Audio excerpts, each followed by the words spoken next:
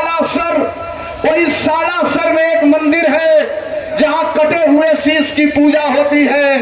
दुनिया में वो कटा हुआ शीश खाटू श्याम के रूप में पूजा जाता है।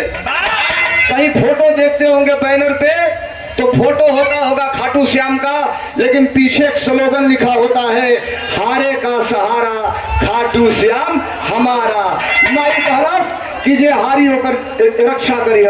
विराम और खत्म भइल। आज के डेट में वही बरबरी खाटू श्याम के रूप में पूजा गया। अंतिम लाइन